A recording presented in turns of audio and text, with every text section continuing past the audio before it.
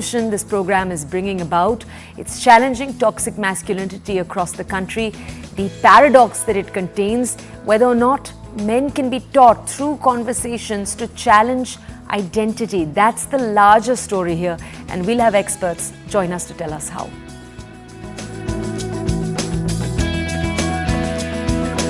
And in that same story, seeking justice, a conversation with the lawyer Sana Rais Khan. The law of the land, can it protect women from violence? Does it already do so? And is it in fact implementation that is the issue?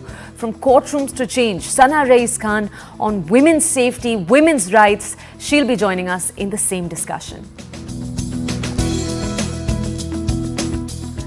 And lastly, something slightly funner here, the monster behind the mask, the villain we love to hate. We're going to be bringing you a lowdown on Shri 2. We're going to have you meet the mastermind behind the terrifying character. This is as the film continues to play out in movie halls across the country. Okay, but our first story.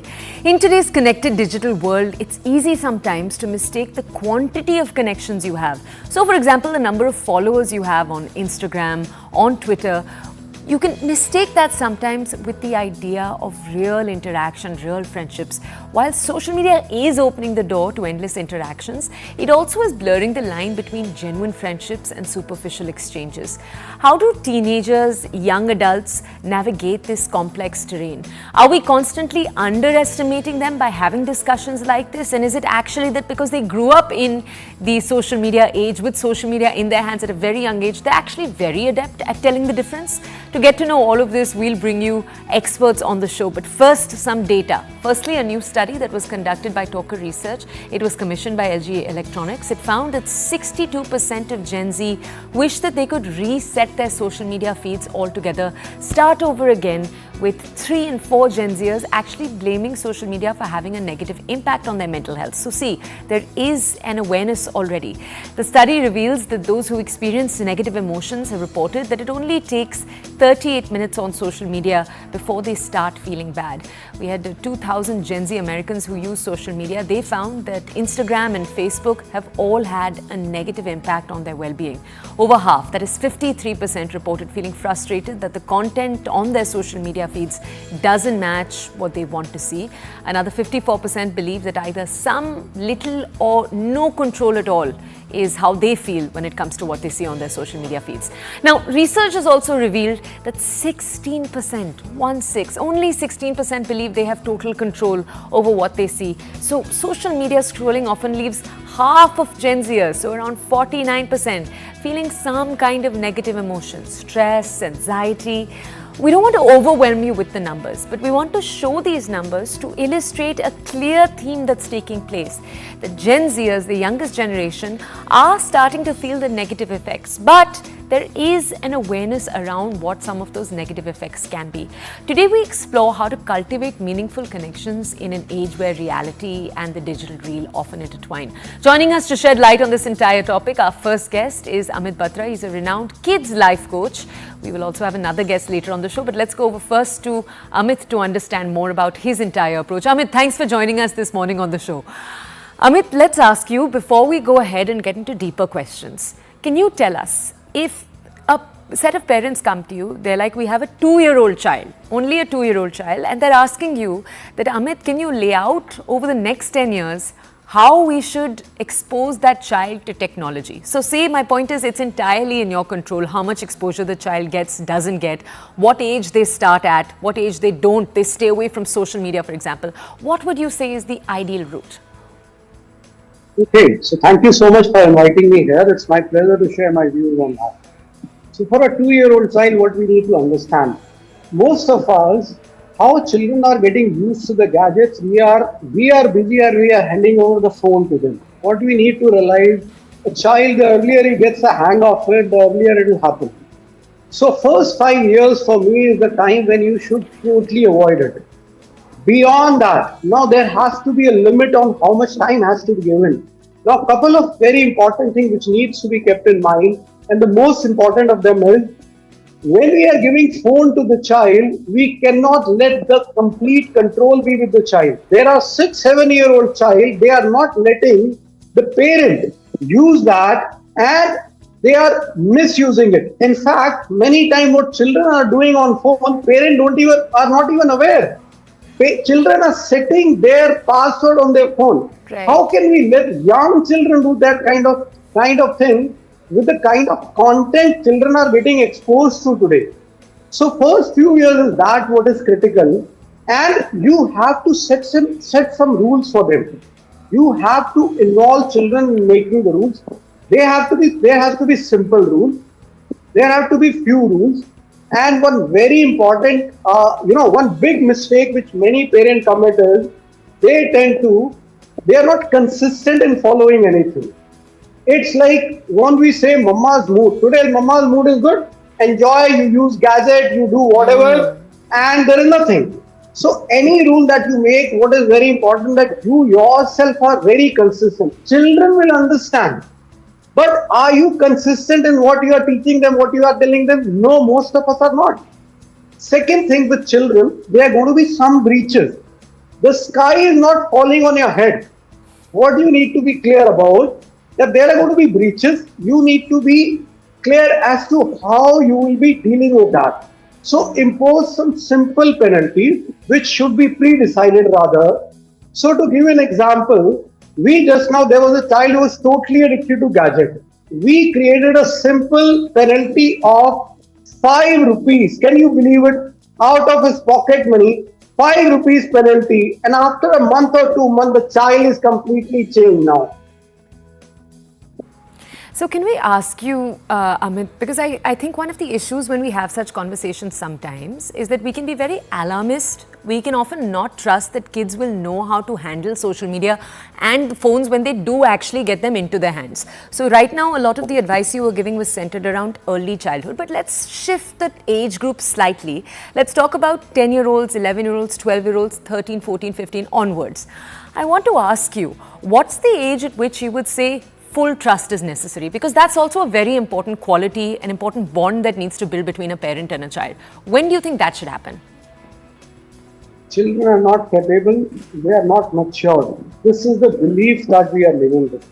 Reality is just the opposite. The earlier you trust them, the better it is for them. What you need to do is to create the right environment. Now, only thing with young children, many times they will not understand their limit. So, what is required is that you have to have some control. You have to exercise some control on younger children. But as they grow, you have to give them more and more freedom. And more freedom they get, the more they will be responsible for themselves. We believe it totally different, totally we are doing totally opposite to that, which is creating lots of problem. In fact, let me share this with you. Many times, and I interact with lot of parents and children.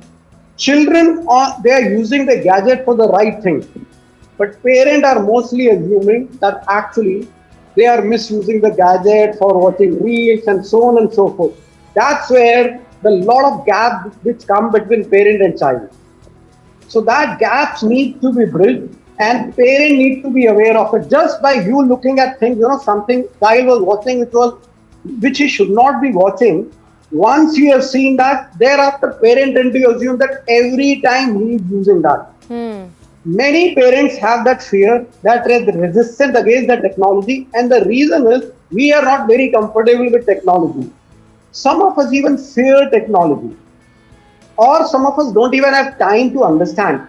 But today, world is moving towards technology. We have to be adaptive. We have to first you get ourselves used to the technology, and then make sure children know how to draw fine balance between the two things. Amit, let me ask you a tough question now. No. Let's take our audiences to what for many parents will be in their heads the most horrifying thing. For a lot of Indian parents, the most horrifying thing that your kid can do with a phone is use it to access porn, for example. So sexual content that parents feel should be outside the ambit of the children. There are two aspects here. I just want to ask you, number one over here, What's the right age to have a conversation with your child about how they can use the internet, to perhaps even have a sex positive conversation where you don't in any way shame the child, but at the same time you tell them that, look, the internet can be a dangerous place. How should one go about that? What are your cues and tips, and what age is the right age to have that conversation? Okay, thank you. That's really a wonderful question. See, the first thing is there are many parents who come. Surprisingly, what their concern is. My child is spending 3 hours, 6 hours on gadget. My child is not studying. The unfortunate part, there are very few of them are talking that they may have access to the porn content. That should be their bigger concern, or other kind of threat which is existing online. Right? That is number one. Number two thing, there are a lot of parental control apps which are there. If you know a little bit about technology, even if you don't know on YouTube, there are a lot of options which are existing on Google. This is technology era. All this information is existing. Use that. Use yourself, and that is very, very easy to execute. Number three thing. See, most of us are worried about our children, right? Worry is something which is not going to help your child. What we need to realize, one thing that is causing maximum harm to children today is not the technology, is not their bad habits. Parents, your anxiety is your child's biggest enemy. That causes much more harm. A child is like a small plant. If you pour dirty water into the roots, what will happen?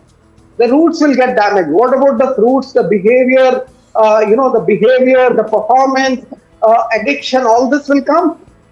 And if I have to tell you here, the last thing, see, most of us believe as parents our responsibility is to take care of our children. You have to understand. Your responsibility is to make your child capable so that he or she can take care of himself or herself. That's your responsibility. When do you trust them? When do you make them independent and capable?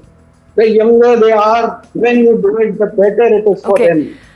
Amit, I must say some really, really sage words of advice you've given. Particularly loved when you said that actually the most harmful thing for kids right now is parents' anxiety. Everything else is actually second to that. So parents get a hold of, your own anxiety. That's the first step. Let me also go over to another expert we have joining us on the show right now. Dr. Jyoti Gupta is with us. She's the director and principal of KR Mangalam World School in GK.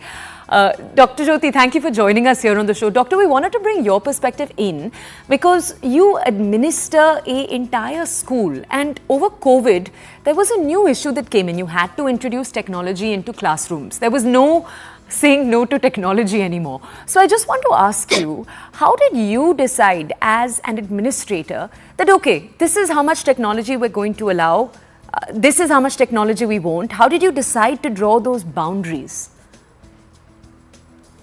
During COVID, it was absolutely essential that the children use the screen because there was no other way that we could reach out to them or they could reach out to the world outside. So there was a lot of usage of technology, whether it was a Zoom or Microsoft or Teams, Google Meet. So everything came out where, there was so much of communication and conversation that was happening through technology. After that, also when we went back to the schools, we realized that technology could have a positive impact also. So on learning as well. So technology allows you a non-threatening environment to learn, one-on-one learning. The children can go back to the concepts that have been taught in the class over and over again, and they don't need to ask the teacher. They don't need to get scared of their peers that they are going to bully them or they are going to, make fun of them that, okay, you've not understood even this much. So a lot of technology has been used in a positive manner to help the children with special needs, where one-on-one tutoring is required. They need more time to understand. The children who are, I would say, ahead of others, there's a lot of engagement that can be done through technology again. So technology has been used as an enabler, but when the technology is used and we give the work with the children. There's a lot of collaborative work. There's a lot by the children. There's a lot of research work that is required to be done by the children. So technology is being used as an enabler, but at the same time, I do agree with Mr. Batra that the children have to be counseled, the parents have to be counseled, and they have to be told that the use of technology has to be limited to particular hours. But children being children, forever children have always defied the rules and they've always defied the laws. In the garb of doing the research or in the garb of doing some homework or research work, they do go onto the social media sites also, because that is also very compulsive for them, I would say. And somewhere the parents are on the phone all the time.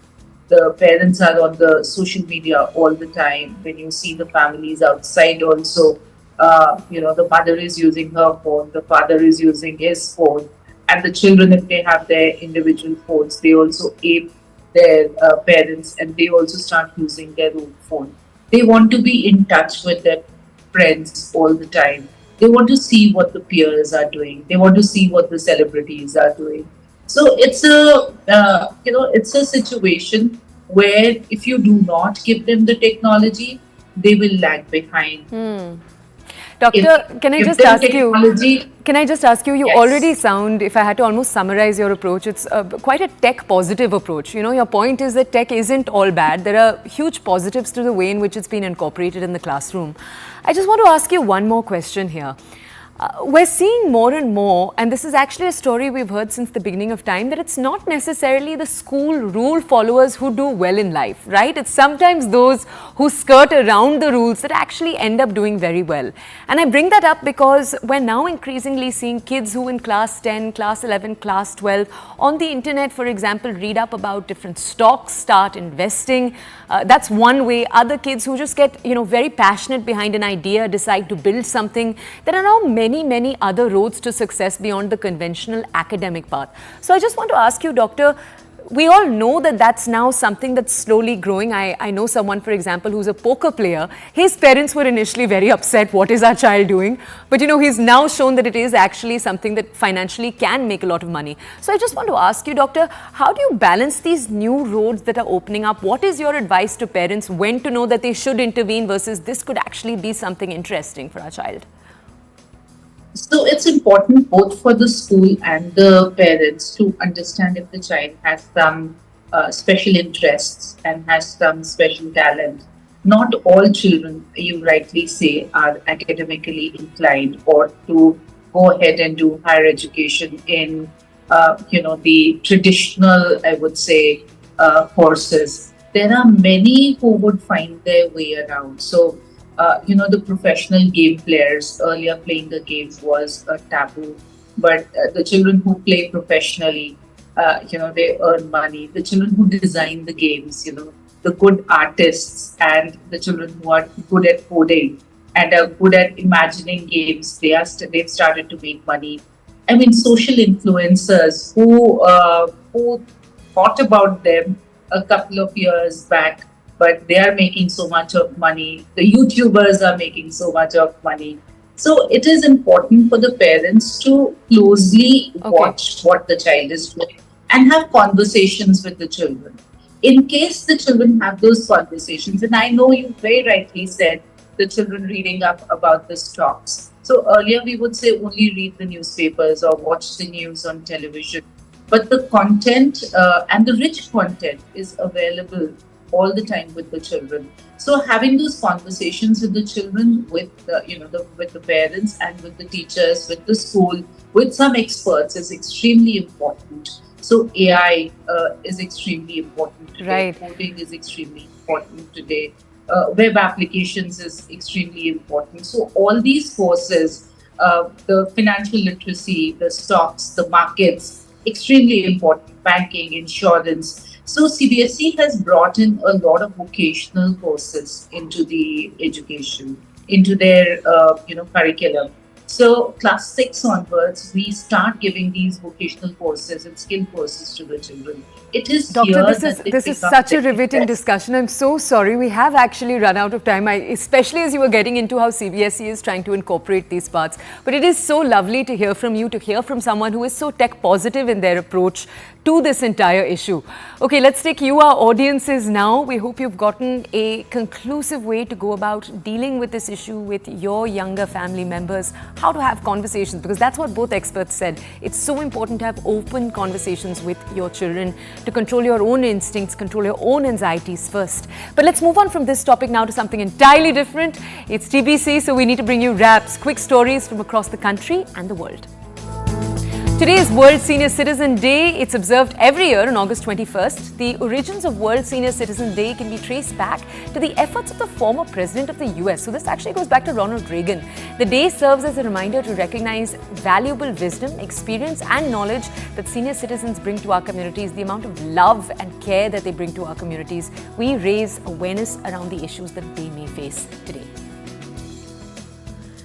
And very interestingly, TV viewership in the US rose 3.5% in July from a year earlier, and it's largely believed to have been because of the Olympics in Paris. This is according to research from Nielsen. Now we'll bring you more context, but streaming platforms also amassed 41% of TV viewership for the month. They accounted for the largest share among all TV viewing formats, including obviously traditional TV and cable networks. Media companies including Netflix, Amazon and Walt Disney are increasingly investing in sports content and bidding wars for rights of broadcast. And Yannick Sinner, the world's top-ranked men's tennis player, twice tested positive for banned antibiotic steroid this year, but will not be suspended because an independent tribunal determined that he bears no fault or negligence for the positive results. Low levels of clostebol, it's a steroid prescribed by ophthalmologists and dermatologists. It's a non-specified substance on the World Anti-Doping Agency's prohibited list. It turned up on Sinner's test. This is during the BNP Paribas Open in March at India Wells in California. And taking you now to London, where a new exhibition is looking at the evolution of Formula One, and it opens in London this week as the sport celebrates its 74th year. Curator Tim Harvey says that the exhibit took 7 years to put together and that a lot of time was spent to find pieces that support the wealth and the depth of F1 stories. Big one if you're passionate about celebrity news. Jennifer Lopez has filed for divorce from Ben Affleck 2 years after the Hollywood power couple officially gave love a second chance. Remember, they've been in the news because they loved each other as much younger people, separated and then got together again. But Lopez on Tuesday filed divorce papers. This is at a Los Angeles court. Hollywood trade outlet Variety and celebrity gossip website TMZ have both confirmed this now. It was the fourth marriage for the pop singer turned actress Lopez and the second for the movie star and director Ben Affleck. We're heading into a quick break. After the break, we're going to be bringing you a really riveting discussion. The Mardo Wali Baat revolution, conversations that are happening to make men change the way they view gender. We'll take a look just after the break.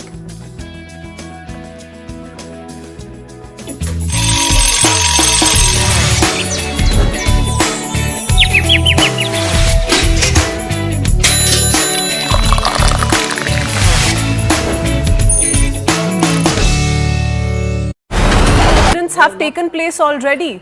You know, we can't take away those times, those phases, those memories. I'm not talking with you today. My record will tell you that 8 months back, we have instructed all schools, we have formed the committees. In spite of that, if some school makes a mistake, we'll take a strong action against them.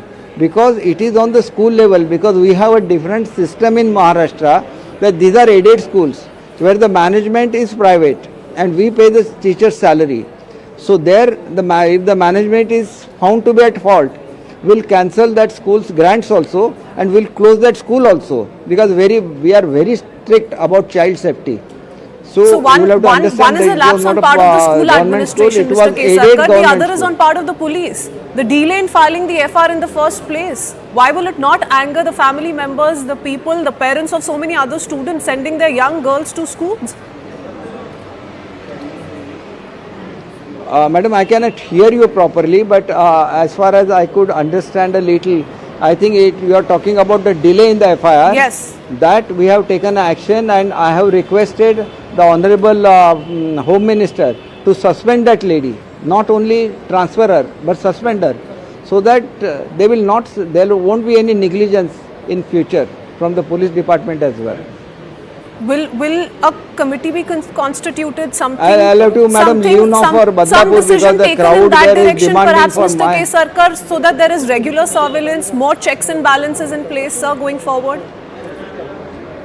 Of course, what I have done now, that we are installing our own system by which our commissioner office would be linked with each school. And while doing this automation, I have asked them to take children's safety as the first priority. And that would be done because that's why I will be sitting them till late in the night, and we'll make a perfect system that everything comes to us immediately. And the department reacts on it immediately. But right now I'm Education Minister, so I'll have to coordinate with the Home Ministry as well. And our Honorable Home Minister is very sensitive. Every 15-20 minutes the Honorable CM is online with me, instructing me what is to be done in Maharashtra. They are very much concerned about the current situation and what unfortunate incidents happen. So I have spoken to Child and Women Welfare Department also, so that the immediate help reaches the parents. Also, the good mental care is to be taken by the small children. That is also will be taken. So I am visiting the spot immediately, and there will take every care to see that the family is properly protected, her identity is not known to anybody, and at the same time help also reaches them in time. So whatever unfortunate incidents have happened, we feel very sorry about that, and we are taking every step to see that such incidents don't happen elsewhere. Maharashtra Minister on the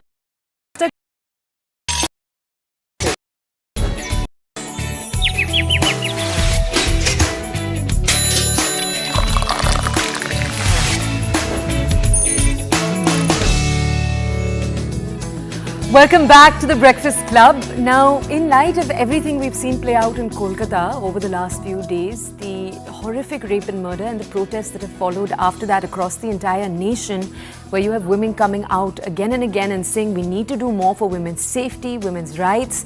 Through the week on the Breakfast Club, we've highlighted different conversations. These are conversations with people who are already at the forefront across the country, fighting to make change happen. They're trying to change people's attitudes towards women, make India a much safer place. So we just want to tell you, we have a special guest on the show today.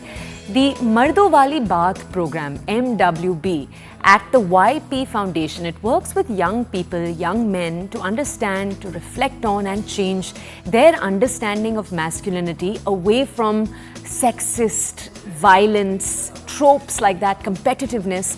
And they want to shift it to an entirely different one. They in fact call it beautiful masculinities. It's a special definition they want to encourage young people to get to. Now, they've worked with 3,000 young people to date. They've had workshops in Delhi, Lucknow, Varanasi, Udaipur, Bhopal, Indore. With us on the show today is Sagar Sachdeva, a co-director at the foundation. We thought we'd go over to them to understand how they have these conversations. Sagar, good morning. Thank you for joining us. Sagar, tell us, how does MWB, Mardon Wali Baat, actually work? Because this is a workshop, you're meeting someone for the first time. How do you make young men open up?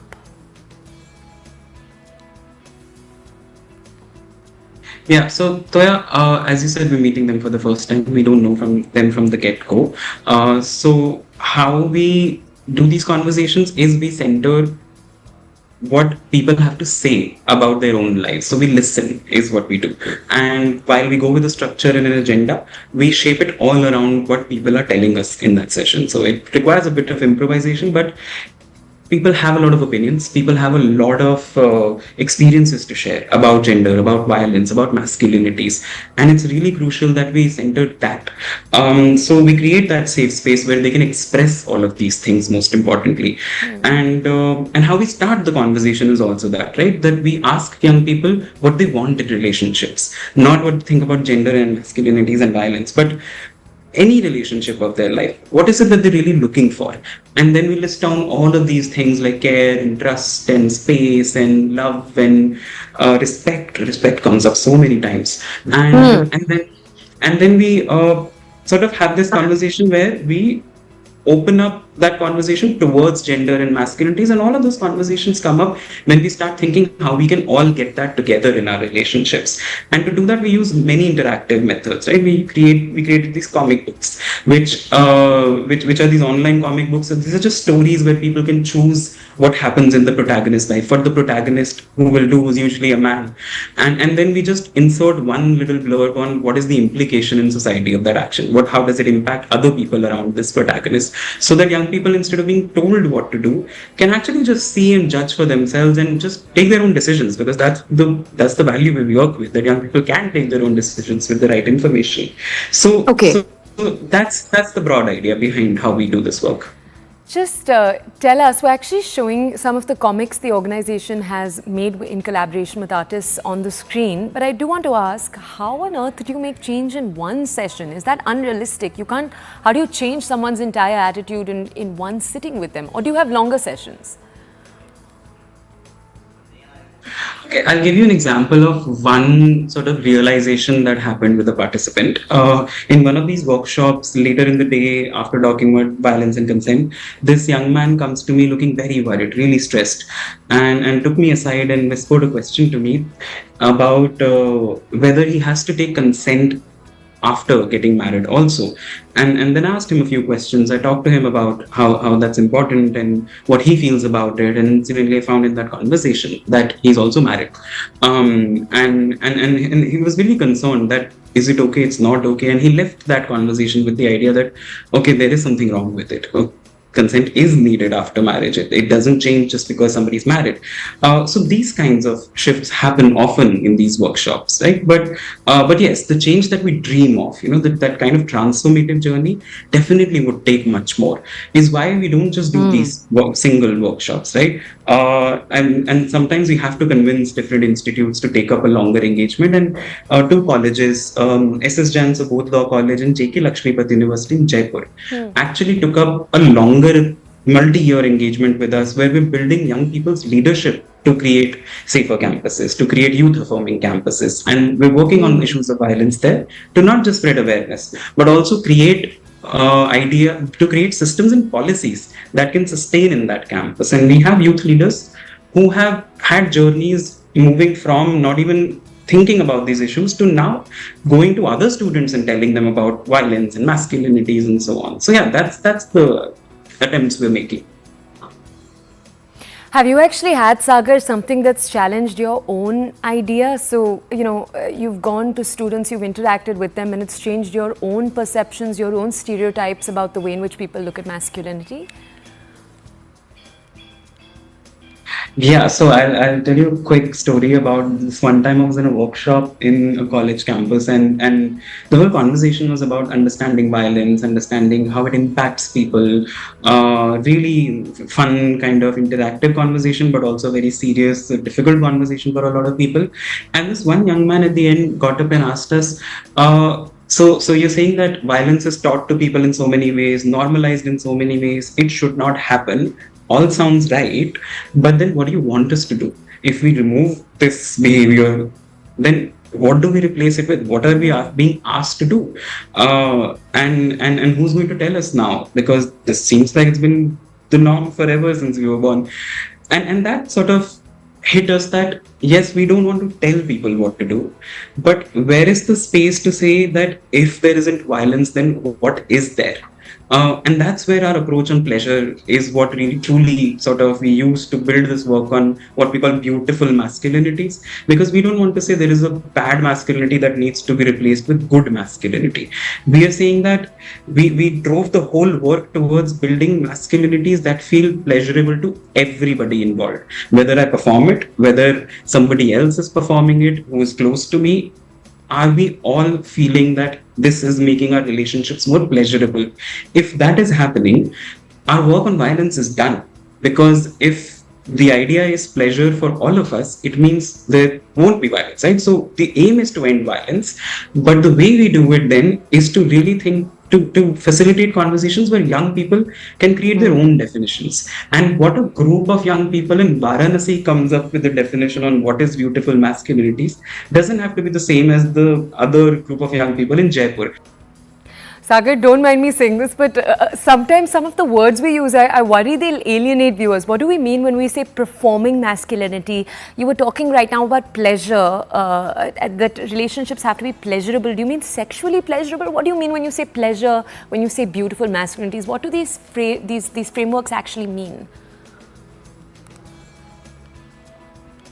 Yeah, so, and thanks for asking that question. When we say pleasure, we mean that anything that brings any kind of joy, happiness, however we define pleasure, it can be sexual, but it is a lot of other things also, right? That have we ever thought of pleasure, say, in a relationship with our parents, with our friends, and the difficult relationships, for example, the young men have with their fathers, where masculine norms have really not let that kind of communication, that affection happen.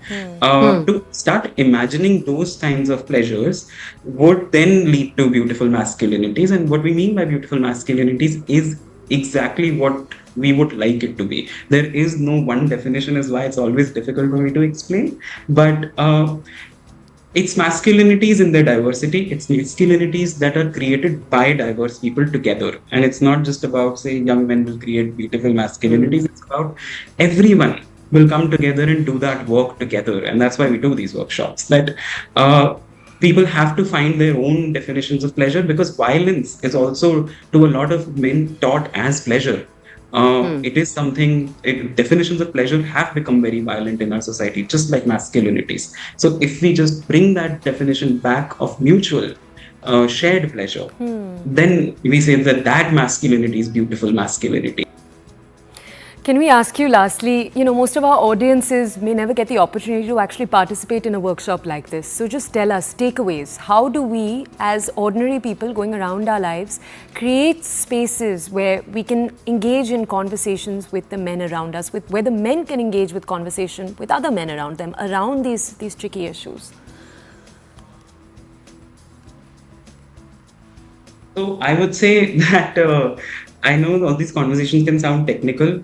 One attempt we do is make this conversation a conversation that everyone can have. So even I have this little thing here with me. The conversation should look exactly like this room, where it can be had in drawing rooms. It can be had in people's friend circles, WhatsApp groups, but conversations which ask slightly difficult questions. It's not about the technicality of concept, but the difficulty of the questions we need to ask. We need to be a little critical of what is taught to us. May not be the entire truth. There might be other realities that we have missed out on.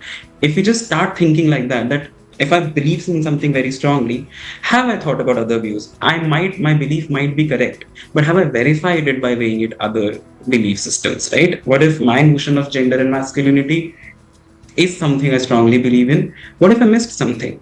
So just asking myself, what if I haven't thought this through? What if I missed this little thing? Have I talked to anyone about it? Have I heard anyone else's opinion on this without feeling the need to countering it, but just listening to it? I think those little attempts can just make this conversation so democratic, so reachable for all of us. And yeah, I think that's the work that we're actually trying to do. Sagar, thank you for joining us this morning, for highlighting how your organization is attempting to have workshops, to have these very, very difficult conversations. Now, we thought the conversation would be incomplete without another complimentary voice on the subject. We have with us this morning on the show Sana Rais Khan. She's a renowned criminal lawyer. She's an advocate, and she joins us on the show today. We wanted to also highlight her voice because she speaks frequently on issues like this.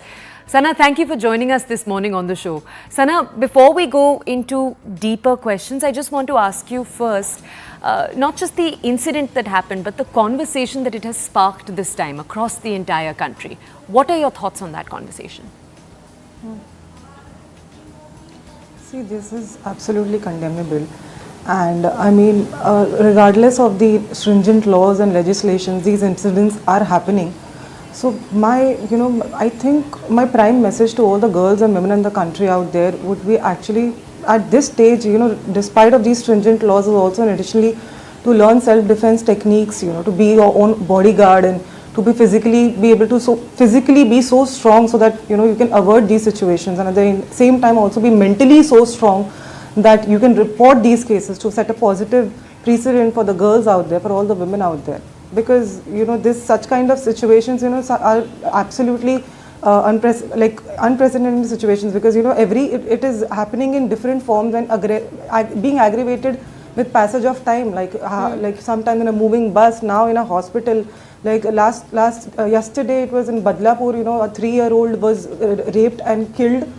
And I mean, of course, you cannot even express, I cannot even express what I feel, and I totally believe that the accused in these cases do not even deserve legal representation, honestly. So let me just in ask such you, kind of cases. let me just and ask according you, to me, the only resort to this would be like death penalty. Okay, let me just ask you, Sana, I want to ask you a few follow-up questions. There's been a big discussion around self-defense. Many women arguing that what is the point of something like self-defense if it's, like the story we're seeing in Kolkata, multiple incidents we've seen in the past where there's the question of, are there multiple people involved? How much can self-defense help you in a situation like that? So I just want to ask you, Sana, what else do you think needs to change? That is how women can empower themselves, but what else do you think needs to change? Yes. See, I feel obviously there has to be an improvement in economic condition of our country. See, the root cause of these issues also lies in the fact that that these accused and perpetrators have also been sometimes themselves been victims of abuse. And then, of course, these perpetrators come from backgrounds of poverty or economic instability, unemployment, or could be several other factors like unstable family environment. Then substance abuse, there's a correlation between sexual violence and substance abuse, and also there is correlation between exposure to pornography and sexual violence cases. And then of course this belief that of men to be able to exert power and influence and control over women. So this kind of mindset, this patriarchal structure, this mindset and this belief, and these misogynistic views of men to view women as objects and possession, over whom they want to exert control and power. This has to be, of course, changed, and the very root cause of primarily this can be addressed by, of course, by enhancing the educational opportunities and awareness in our country and employment opportunities, because these are the root causes why these things happen.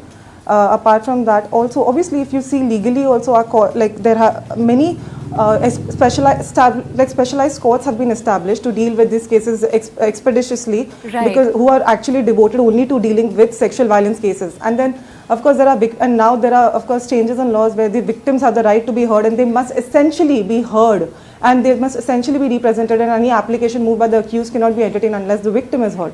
But in addition to that, of course, the resources should be provided to the judiciary, to allocate to the judiciary, so that for speedy disposal of these cases, and also for unnecessary procedural hurdles should be avoided.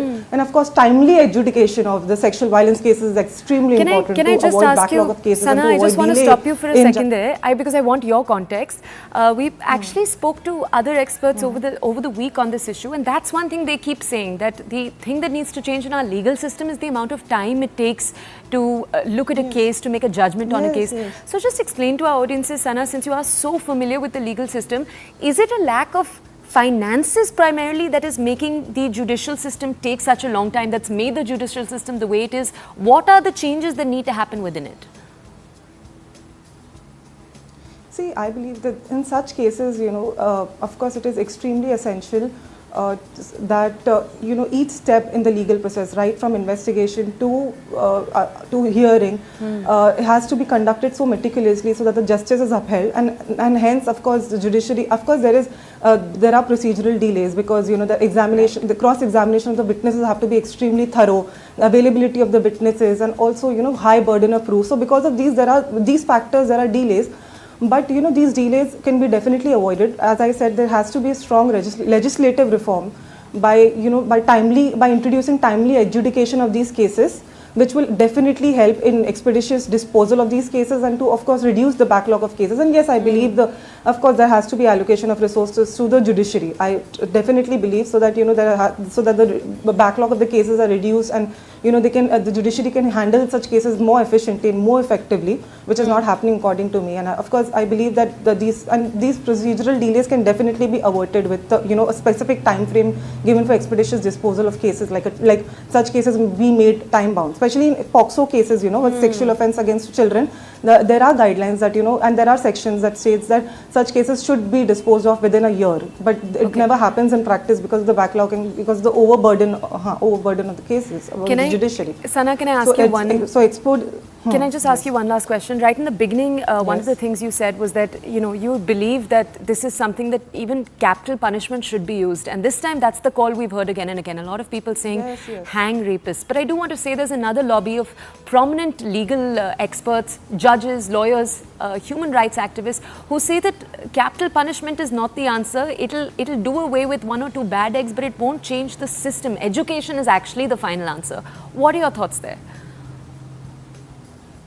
See, I believe education, as I have already mentioned, education, employment, and of course and of course even introducing these self-help programs, like for especially substance abuse, and also for like how I stated regarding mental disorder. Sometimes this could be also due to mental disorder or misogynistic views, or it could be a lot of factors. But other than that, in such cases where it's a prima facie case of rape, where that it has been done in such a manner that there is no other punishment other than death, for example, in such case. Because see, I, being a criminal lawyer, also defend individuals sometimes in cases where it's called rape case, but it's case of consensual relationship between boyfriend and girlfriend, where the ex-girlfriend registers a case against the boyfriend. In my opinion, those are not rape cases. But then comes the category of such cases that are prima facie rape cases, where that this is what has happened is actually shaking the system, society, and our conscience. And in such cases, I think only setting an unprecedented punishment, deterrent approach is absolutely essential. I believe that such accused should be hanged to death. And other than this, there could be no other punishment for them to actually. Of course, there can be no complete eradication, no doubt about that. But with the reporting of these cases, with amendment in these laws, and with such punishments being delivered, I believe that there could be, in the long run, of course, there will be a positive change in the system, and that will definitely set a positive precedent in the society. Sana, thank you for bringing us your legal opinion, for answering our questions, the pushbacks that we gave you here too today. Thank you for joining us on the show. Okay, we're going to take you, our audiences. We hope you felt that was comprehensive. We wanted to first bring you someone whose efforts on the field to educate and change the way people were thinking was taking place. The first interview we brought you was with Sagar. His organization has worked with 3,000 people to date. The second interview we brought you, we wanted to bring you because we wanted to show you a legal expert and how different lawyers are looking at the entire issue as it's played out, and other cases are playing out across the country. Now we're going to move from this to something very different. We're taking you to something entirely different in tone. We're taking you to the entertainment sector. Even 5 days after its release, 3-2 continues to dominate the box office. While the main leads are getting a lot of praises, we wanted to bring you a lowdown on how its supervillain has been received, because even the supervillain this time is receiving a lot of attention. Watch this video to know more.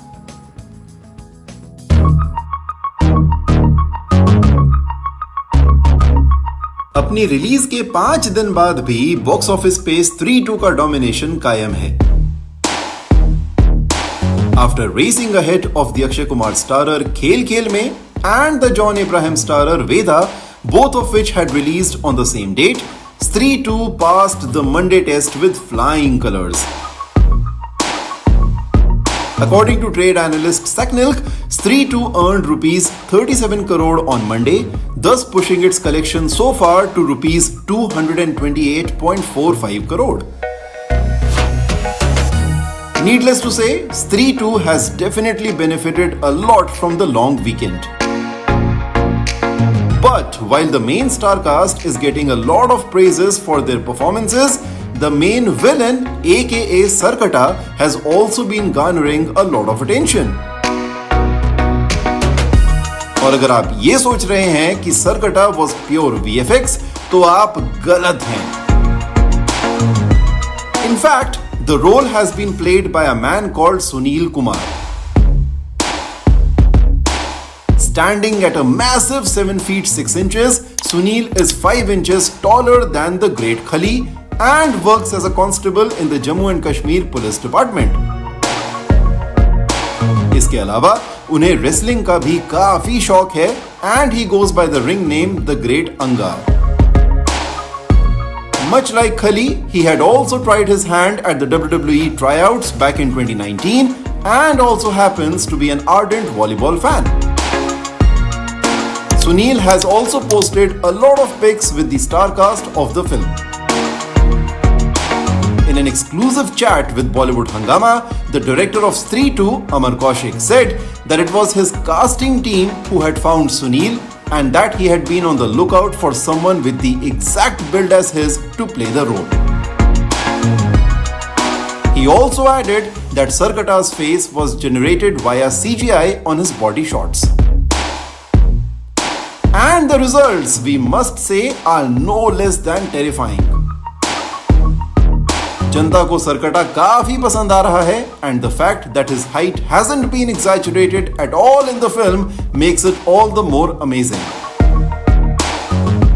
Have you watched Stree 2 yet? What is your take on its supervillain?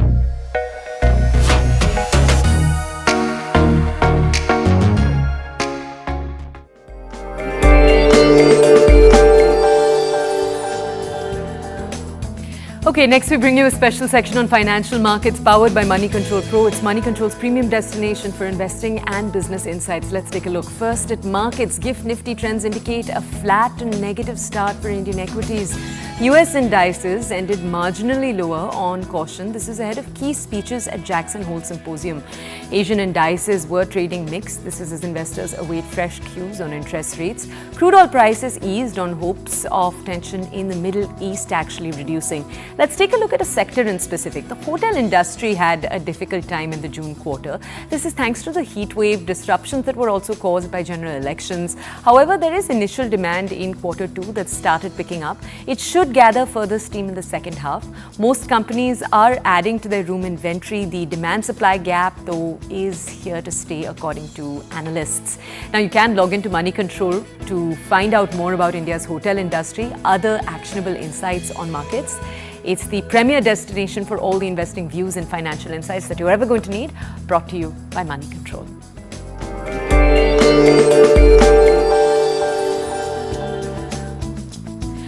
And with that, we are going to draw our show to a close. We had several different discussions today. We hope you found them helpful. Initially, the discussion with experts in which we asked them what the right ways are when it comes to making young children interact with technology, older children, teenagers, and how to have the difficult conversations that we Indian parents sometimes tend to stray away from. We did that first. After that, we took you to two important, raw, meaty conversations around the entire story we're seeing play out across the country, the protests that are taking place, women demanding a safer country. So the two different people we saw that are working to make this actually a reality. It was a complete show. We hope you enjoyed it. Thank you for watching and do share your feedback with us.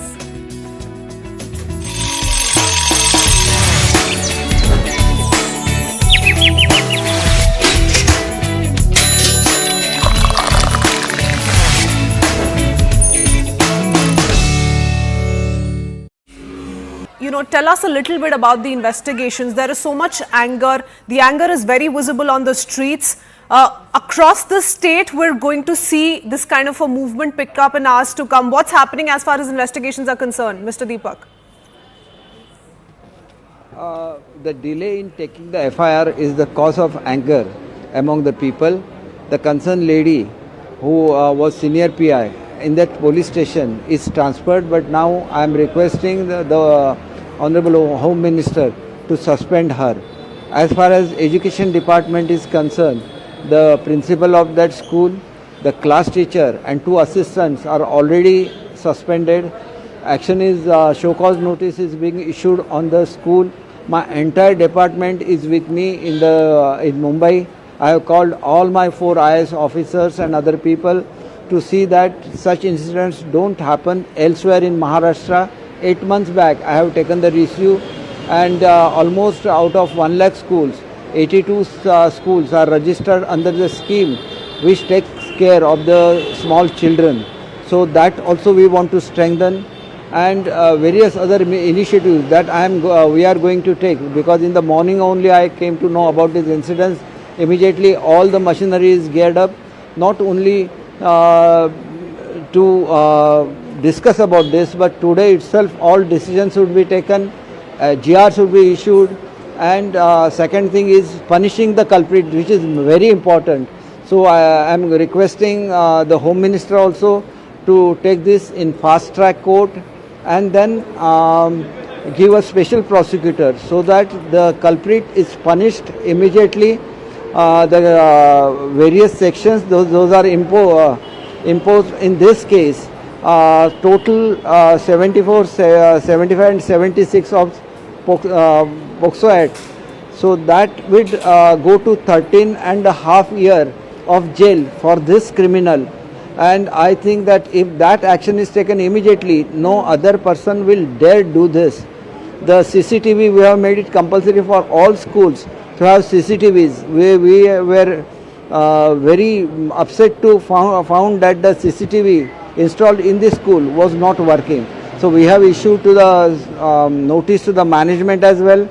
We already have the committees. We are further strengthening it, and we'll have to see that with this kind of unfortunate incident, we'll have to take care that such incidents don't happen anywhere else in Maharashtra. And that's why my entire team of education department is sitting here with me. Unfortunately, that is my duty also, to leave for Badlapur, because it is a need of the hour, but I'll join back until 12 o'clock. I asked my all